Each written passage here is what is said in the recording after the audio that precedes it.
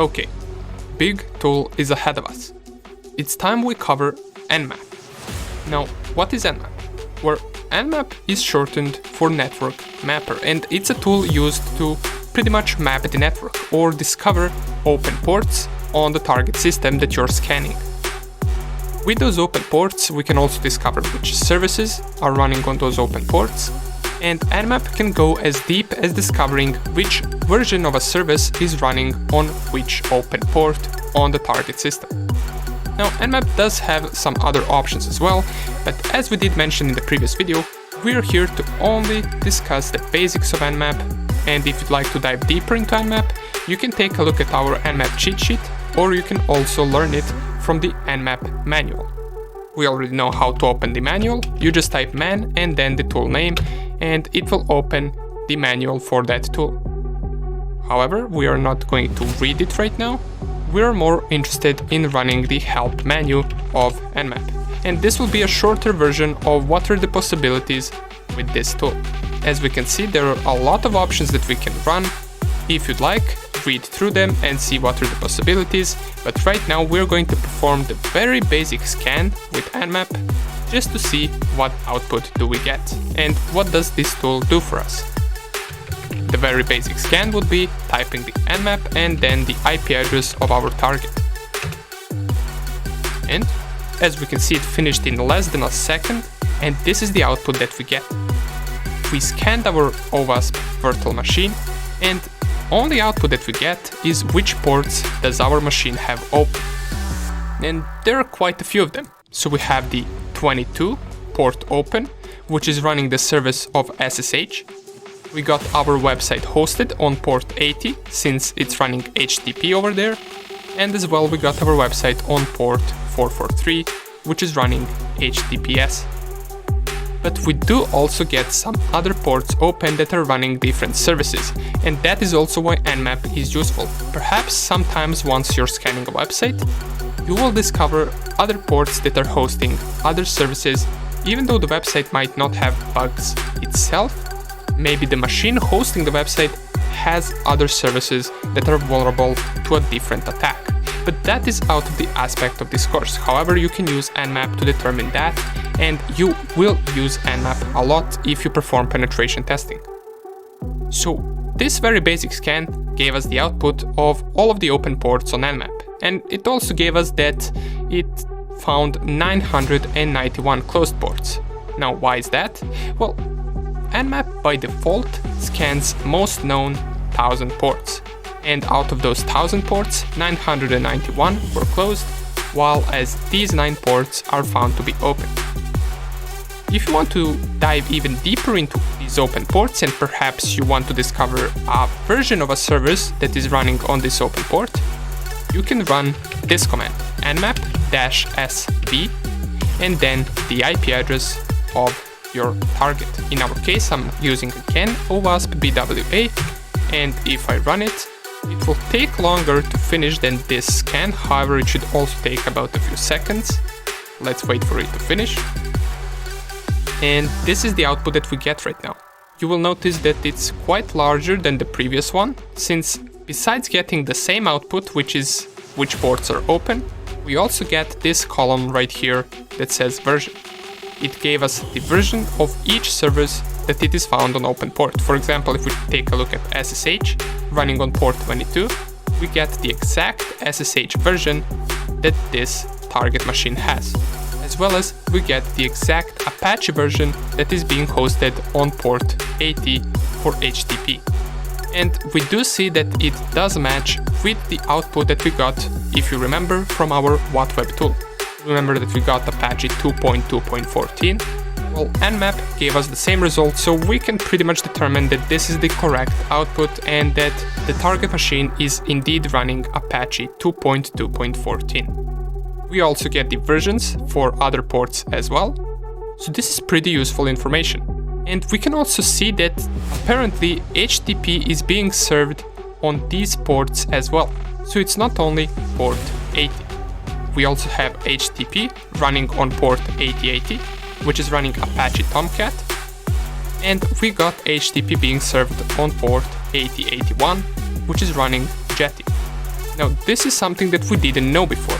And now if we go, for example, to our Firefox and we try to visit our OWASP virtual machine on port 8081, so let's type it right here, 8081. Wow, so we do open another web page. This is a web page that we didn't see before, since by default every browser opens a page on port 80, since that is the usual HTTP port.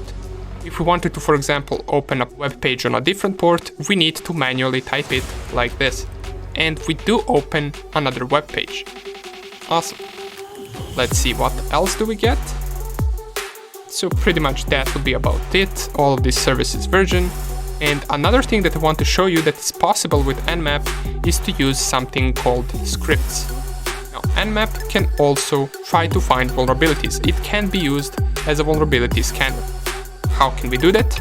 Well, we can type something like this, nmap --script, then we type vuln, and then the IP address of our target. Now, this will take a little bit longer to finish because it does perform all the scripts that are used for discovering vulnerabilities.